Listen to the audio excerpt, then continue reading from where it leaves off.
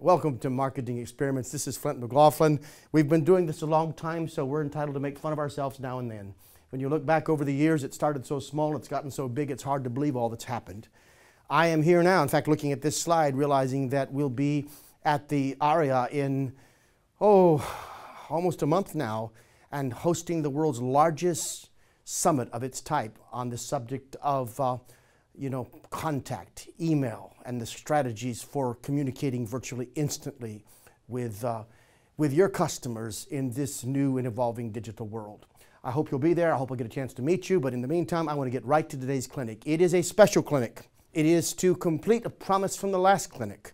We had such a strong response and so many questions and people who were waiting to see their pages optimized that we're going to just briefly remind you what we talked about in the last clinic, show you a flash of a case study, i.e. very, very fast, and then we're going to do live optimization.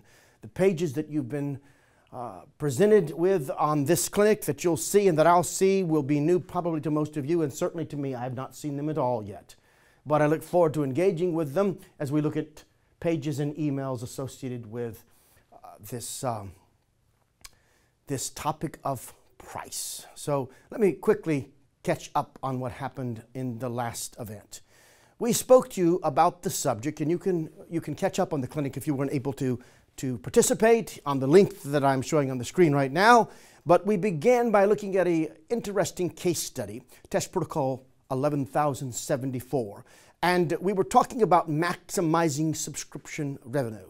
And we began with a software as a service company that offers a membership access to their product line.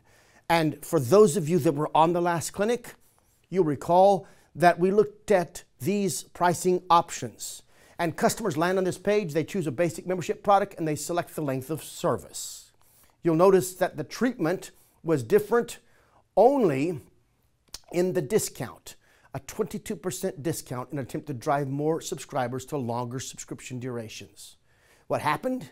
Well, you can see the two side by side. We voted last time and we talked in depth about this. The fascinating discovery was actually a sort of remarkable negative, a 19% relative increase in total conversions, leading to a 10% relative decrease in total revenue. This last clinic, the one that we're building on today, was full of interesting case studies and some unusual alchemy as it relates to pricing and some discoveries that have motivated us and even changed the way we think about price. You may want to review it, but for now we go on to a case study you have not seen before and on a way to talk about price and its guarantee. I have 3 swift sort of slides that present this, findings, and then we're on to live optimization. You'll see the background. It is a mid-sized furniture company selling mattresses. And you'll see the context here. This is a variable cluster test. You'll see a guarantee, and that guarantee appears in 3 locations on the page. Notice the wording, because that's what we need to pay attention to. 100-night comfort exchange, a 25-year warranty, and then again the emphasis of the 100-night return policy. You'll see free shipping, and again, try it for 100 nights, a reinforcement, and then down at the bottom, you'll see another version. So this is design A. Look at design B. This time, it says a promise is made. Try your mattress for 100 nights and sleep better or your money back. This is in a complete sentence. Notice in green, conversational questions are presented with a guarantee again for reinforcement. It says, not sure if botanical bliss is right for you? Why not sleep on it? And then again, it talks about it. And then look at the third. The messaging is very important here. Worried about buying a mattress online. Learn more about Plush Bed's Comfort Exchange. 3 versions, side by side. Here is A, here is B. Use the Q&A feature of your go-to meeting to vote. Audience, tell me, what's the best one? Here we are. Thank you, Daniel. I just read your note. All right. Natasha says, good. Rick says B. Dave says B. Martha says B. Emily says B. Chris says A. Then Don says B. Graham says B. Alexa says B. Amy says B, and on they go. Keep voting, because we're watching. And as you do so, as I've often said, we go back and review every single vote. We think about how the audience is responding both to our learnings and to the questions we pose in these sort of special clinic events. Would you like to see the answer? Let me help you even further by showing you the claims. There they are on the page, now side by side. A and B. As your votes finally tally, let's discover what happened. Here's what we discovered. A outperformed B by 167%. Now, the first thing to note is that's a dramatic difference. That's not a near difference. Something very important is going on here. We're seeing a dramatic difference in response, and yet the change itself is primarily focused on the wording. Let's look at these side by side. Can anyone tell me what might be happening in B that would intensify the differential, the negative response to B as opposed to A? I'm watching. By the way, if you didn't get this right, it's perfectly okay. That's why we test. Once we get into a certain zone, it's necessary to use the test to sort of break through the limits between what we know and what we should know. In a perfect world, there would be no marketing experiments. There would just be marketing, period. We might even call it marketing messaging, but you wouldn't need marketing experiments because you would know your customer so well you would message them perfectly. The problem is we don't live in a perfect world, and the experiment is the bridge that crosses the chasm between what I know and what I need to know, and it's perfectly proper for you to be wrong when you guessed on which of these produced the greatest result. I think if you study B, and as you start to think about what might be the problem, I'd like you to be aware something's happening. You're forming a hypothesis, and that hypothesis is the basis of the next test. And that is indeed what we're going to do in live optimization in a moment. We're going to be looking at these pages, diagnosing them, but the diagnosis is not enough. The diagnosis and its entire aim is for us to present a hypothesis that can be carefully represented in a new treatment and thus tested, which is what I would recommend with everything that we say today. The only thing I would say to you that I draw from this in a hypothesis is that I think some of the wording in B raises anxiety as opposed to mitigating it. For instance, worried about buying a mattress online. You're now raising an issue they might not have even thought about. The fact that buying it online is especially risky. You're even suggesting that it's risky. And if you look carefully, not sure if a botanical bliss is right for you, again, we're emphasizing that you may be in a place in the thought sequence when you're not ready. There is negative positioning in the mind in order to achieve a positive result. But as we probably learned in school, what does a negative and a positive typically do when we multiply them? Because, by the way, these words are not added. They're sort of multiplication in their effect on the cognitive sequence. When we multiply a negative times a positive, we typically get a negative. And I think in this case, that may be the impact that we're experiencing. Certainly, we know from this test, there is a major difference in the reaction, and we can almost nail it down. One more test might help produce a final understanding. But most of you are ready to see your pages reviewed. And I have a lot of people standing by, and we're going to move rapidly to move into live optimization. So I shall take you to, where do I go? Do I just keep going here? Yeah. There's a lot of key principles being moved on this page in front of you. I'm looking at my writers. I want to get past all of this to this. Live optimization. So is this the first one I have in front of me? Coupons for education. Yes. Okay, so I have a top of the page, middle of the page, and bottom of the page. Audience, let's take a good look at this. And is there any way that we see the whole page lined up, or is it sort of being pieces? There we go. It's coming live on the side. Good. All right, so we went from the deck to the actual website, and I'll let you scroll down for us, if you will. And this is the tech team sort of supporting us today. I'm in our studio. All right, just stop right there. Audience, in a moment, I'm going to ask you to help us. I want you to use the Q&A feature to start giving us your suggestions. So I'm going to need the tech team to display that for me. There we go. And I'll look at the large piece here. And audience, start to tell me. And remember something, we're not looking for just help that will engage and benefit the person who submitted this page. We're looking for the transferable principle that we can apply to our own pages. And so let's look at what you're saying, and then let's think about how we can transfer it. Dave, you're still on these. You are a glutton for punishment. Your name goes back, goodness, how long have we been doing marketing experiments now? Was it 75 years, 76 years? I think we used to do it before the internet. We did it via the mail, and Dave was one of the original subscribees. Dave, it's good to see your name. And I see others on here that are old-time attendees, and we're grateful to have you. Dave pointed out, you ought to know by now, you're looking into warranty, and now you're back to the original piece. Give me some of your thoughts on this page. What could we do to make this page more effective? Somebody says, what is the call to action? Somebody says, make the logo smaller. Somebody says, what am I supposed to do here? Somebody said, remove the main menu. Somebody says, a strong headline is needed. Now, these are all good thoughts. Let me give you a chance to continue to think, and I want to talk to the team that submitted this. This came from Mike Thomas. It is Coupons for Education. I'm going to start with the top of the page and move my way down, but I do want to point out that at the top of the page, we're beginning what's called page velocity. And in every page like this, there are three things you must achieve. You must help me understand where am I at, what should I do here, and why should I do it? So let's go right to the top of the page, and let me explain the first problem we have. I'm not sure where I'm at, I'm not sure precisely what I can do here, and I'm not sure why I should do it.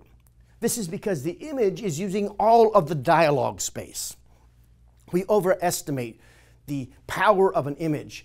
Less is more sometimes, and the image that could help me see and understand I'm dealing with a coupon has room to be accompanied by the right words that would carefully explain to me what it is I'm able to do here and why I should do it. Someone said earlier, where's the call to action? Now, I'm going to assume there's a call to action at the bottom, but since the page is very long, what they're really asking for isn't just the call to action. The call to action is like the climax in the plot of a story, and it is the climax that often helps you get a sense of where the story's going. It's like skipping ahead to the end of a book and reading the last chapter so you get a gist of how it's going to all turn out and what the essence of the story is supposed to be about. We shouldn't need to do that. Story click in every screenplay is an important part of its design, and it has to occur early enough in the story that you don't lose the audience. The same thing could be said of a web page. The story click of the web page needs to occur early on. In fact, you have about 7 seconds. That might be 4 inches, depending on your resolution, in order to communicate those important points. Where am I at? What can I do here? Why should I do it? These critical questions must be answered easily and fast, and we're not doing it here. And part of the problem is our image, part of the problem is our headline. Someone said there's a problem with a headline. It's not a headline, it's a title. Let me tell you something. A headline tells me something. Rarely have I found headlines to be as effective when they simply ask me something. Mostly, a headline tells me something, and one of the best kinds of tell is a promise. The headline that promises me something helps me feel like it's worth the investment to go further in to what is below. And getting me into the dialogue of the page is the goal. It is the number one objective of the headline. Headlines are essentially a pickup line for a new relationship. And that pickup line is a lovely way for us to envision how a headline serves as the bridge between a non-existent relationship and the birth of a new one.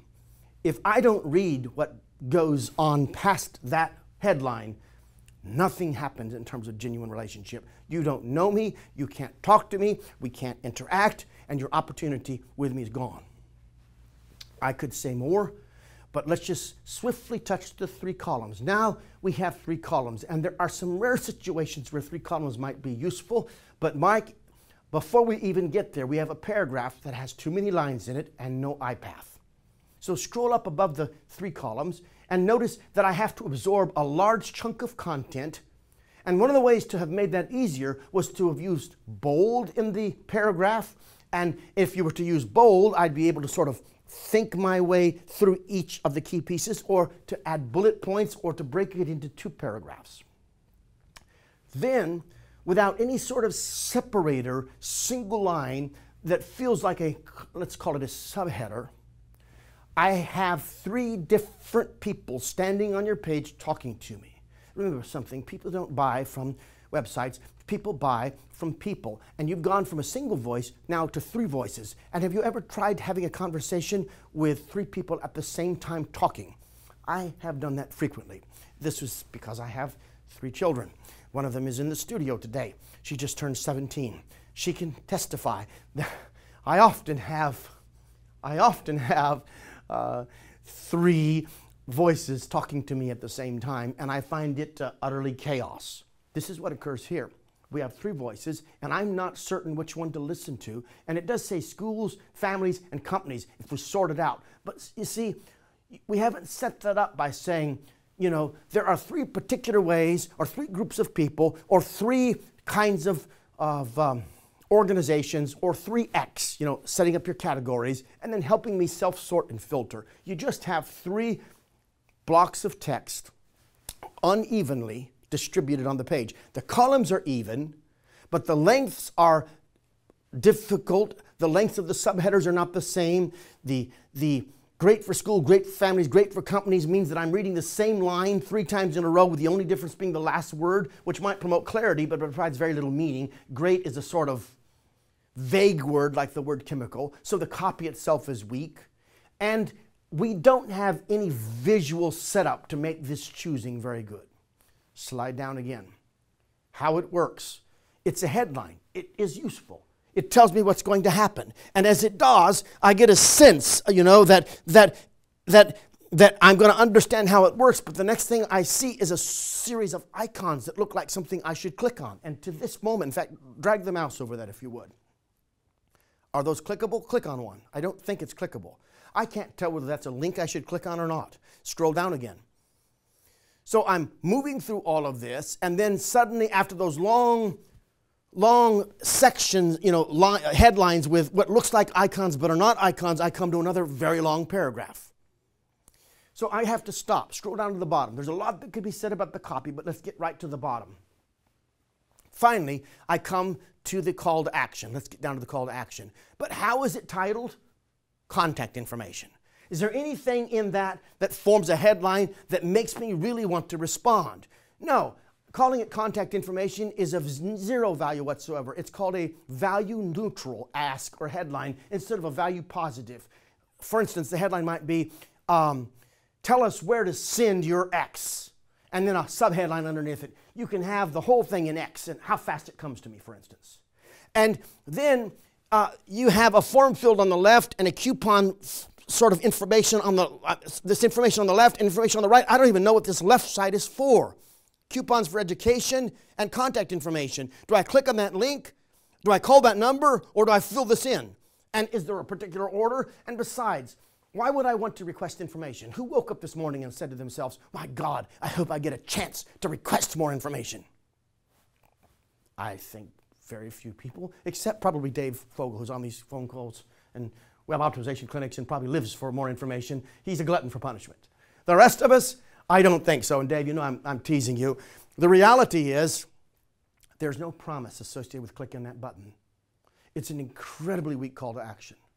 Now, Mike, I know you submitted this, and certainly I would think that you didn't submit it like, you know, for me to criticize you for 10 minutes solid. What we're after is a diagnosis that leads to a treatment, which leads to a healthier, better performing page. And the good news is there's a lot you can do, and it's easy work that could produce a significant gain. And if you want to think about this page, get a redesign in place, submit it to our people, help us look at it. We'll even give you some thoughts and comments before you go live with it. We'd love to find out what happens if you test it, and we might even talk about it on an upcoming clinic. Thank you, Mike. Let's go to a new page. So what am I looking at next here? Hilton Worldwide. Wait a second. I know this group. We have some friends. These William, I think, and let me look on the slide notes. William, Josh, okay, both. I remember both of you. You guys have been on a lot of our web clinics, and it's great to have you here. And I'm looking now at Hilton Worldwide and at a page. So let's ask ourselves, first of all, from looking at this page, what is the goal of the page? And let's bring it live in the lab. You can see the top and you can see the bottom, but let's go to a web view of the page. And as we do so, audience, tell me the objective. You tell me right now. I'm watching the Q&A feature. Pull it up in front of me and tell me what you think the objective of this page is. It is to get them to book a room, to get them to book a room. Okay, scroll up to the top. Scroll up to the top. Discover our Big Apple hotels in New York City, New York. I suppose this is a landing page specific to the area. And then you have 2 paragraphs of text and 2 ways to view opportunities. Excellent. All right, audience. So tell me what you think could be done here that would improve the performance of this page. All right, someone suggested that we have a Browse Best Deals tab. Someone says, get rid of the text if it doesn't hurt SEO. Someone says, there's no call to action in the top third. Someone says, it doesn't even look like New York. Interesting point. Someone says, more engaging, inviting headline. Someone says, yes, I can see the webinar, but I can't hear the speaker. Well, you're probably enjoying it more than most of the people then. Somebody says, better headline and perhaps featuring great prices. All right, so let's stop and think about this for a moment and see what we can do to improve performance. First of all, let's start with the headline. The headline is in all caps. In study after study that we've run, a headline in all caps is more difficult to read. It's already more difficult when you have text over an image. I would question the actual type, font, and approach in the size of the headline. I would also question whether it should be left or in the center. And then I would ask yourself what discover actually means to someone who is on this site, because it doesn't talk about discover a cool price, a great opportunity, a great value. Are they looking for a value, or are they looking for a really unique hotel? And if they're looking for one or the other, it would be best to find out what their motivators are and include those motivators in the wording of the headline. I would also be careful about calling them Big Apple. Yes, many people associate Big Apple in New York, but Apple has come to mean a lot of things besides that, and people don't read the whole headline, and I would be crystal clear about what you're doing, and I would not make them work to the end of the sentence to find out where and what that is. If they're looking for a hotel in New York, get that crystal clear from the beginning. To the point made by someone else, I mean, I live in New York during the middle of the week. I'm in Florida now, which is where my home is. But I would have to look at that skyline twice to be certain, even though that's a recognizable landmark. Very recognizable probably to people who look at it out their window. It happens to be out my window from where I stay, but I'm not sure that it's immediately apparent we're talking about New York City, and I'm not sure it's clear what benefit or value I'm specifically going to achieve by interacting with this site. So now I'm going to go to the text beneath that. And we now move to that, but we do it in a box fashion above tabs that have list view and grid view, and worse, list view and grid view are right above the center. I'm not sure, but I would test those tabs on the left or on the right because they now get in the way of headlines, subheaders, or strategic text that might drive someone deeper into what's happening below. It's very natural to see those tools, for instance, far right, and to use that vital space to say something really important in a compelling subheader. I would then, drill down on the text itself. I've just read it rapidly. I'm not certain that this text, other than its goal to drive search engine, and if it is, I'd like to talk to you about SEO strategies and even recommend some experts from our staff or some friends of ours that might help you accomplish the same SEO ranking, but placing it in a different location on the page. I would use that key space to communicate high quality value and a differentiator from your value proposition, a reason why I should be searching on this page and not looking at or through some other travel site. And I could name a few right now that we all know of where we often go in order to look for the better deal. I think you have to overcome something else too. If this page is being presented by the Hilton, and I'm certain that it is from, knowing our friends there, many people have this sort of bias that when they shop for a hotel with you, they're not going to get nearly as good an opportunity as they might if they shop for a hotel with one of these third-party organizations. I would try to list the main anxieties in my mind that someone might have about shopping on a page from Hilton, and I would consider either addressing all of the positives that differentiate you or some of the negatives that would most likely block people from getting into what happens below. Then let's go a step further. Because your images are so large in this page, look how far you have to engage with the page before you start to get to the main point. Scroll down a little bit.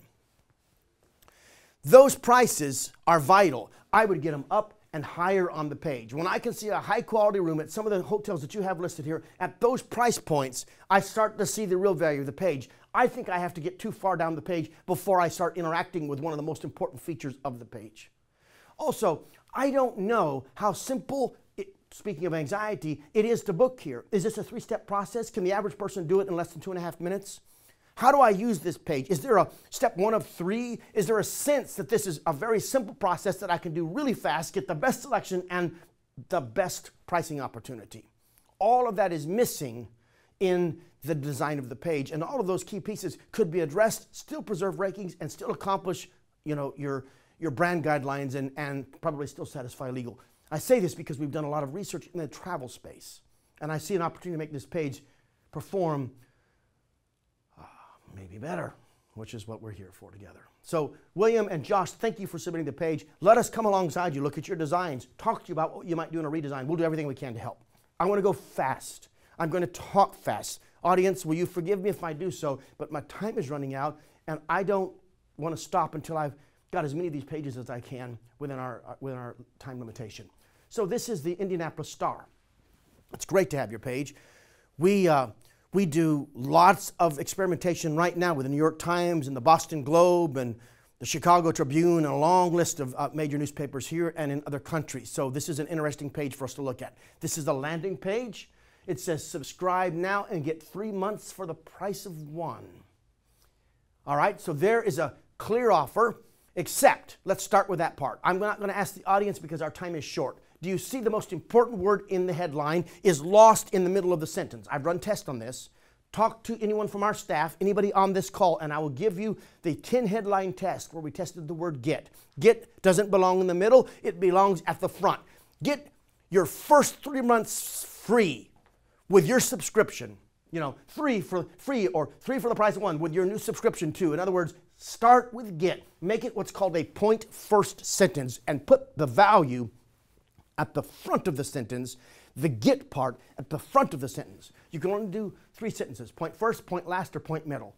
In this case, you're doing it point middle, which is the worst design for a headline, and we can help you with that. That alone has value in driving up response rates. Then it says all options include, interesting. Scroll, what am I looking at? Is that further down the page, or did that just pop up? Okay, let's stop right there. The pop-up is very important because and by the way, I just ran a test on this. So what I'm talking about right now reminds me of a test we just ran where the pop-up actually dropped conversion. And the reason it did is because I had one offer and then the pop-up offered another offer. And what we discovered is the customer says, well, how cheap can I get this thing? I better do some investigation before I commit to any of these offers. Obviously, there's a huge range that I might be able to buy this thing for. And in effect, what we've done with the interrupt is we have underscored a particular doubt in the mind of the customer, and that is that they might be able to get a better value. And in fact, in doing so, we dilute our own value proposition by using the emphasis on the cost reduction instead of the value gained in our marketing copy.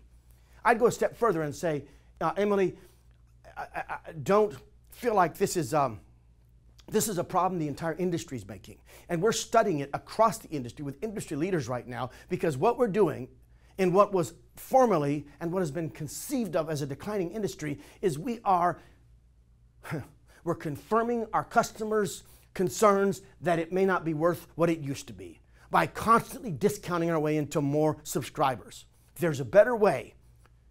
You can only do 2 things: ratchet up the value, or you can ratchet down the cost. We're ratcheting down the cost and hoping to get more subscribers, and the interrupt can be particularly dangerous in that. Let's go back one more time to the main page, close that out. We have 4 offers. This is called choice framing. Emily, I ran a series of tests on this. We have, for instance, with the Times and their new digital offer that came out some time ago, you probably have too many price points being offered at the same time based on the studies that we've done in the past, and I think reducing that will help you. There's more I'd like to say, but if you can believe it or not, we're out of time already. So audience, First of all, forgive me, I've packed it as much as I can and spoke as fast as I could, but we're completely out of time, and I'd like to help you more, and I'll tell you what I will do. Emily, talk with our team and we'll finish this. I'll get some experts on the phone that work in your industry to help you with this, and we'll look at our case studies and see if we can help you think about this page. And let me see, we had a few more of you that if we picked you and we couldn't get to you, write us. We may be able to get somebody from our staff to talk with you. I had a handful of you that we were going to try to pull into if we had more time. We'll do anything we can to help you. It's hard. We have deadlines and many things here too, but we want to serve you with everything that we can and help you go back and get a significant lift. So thank you for your trust. If you enjoyed, do you want to do more live op? Could you tell me that before you go? Use the Q&A feature and tell me that, because we're trying to balance the teaching with the live op. If you'd like to see more of this, let us know, because we're planning all of 2015 right now, and there may be a way for us to do more of these, like one session live op and one a teaching session. One session live op and one a teaching session. Any thoughts you have even about our frequency and how we do this would be great. Okay? So thank you, and we will read all of us, but I'm reading right now every single comment that comes in. It matters a lot to us. So take a moment and tell us your thoughts, and thank you again.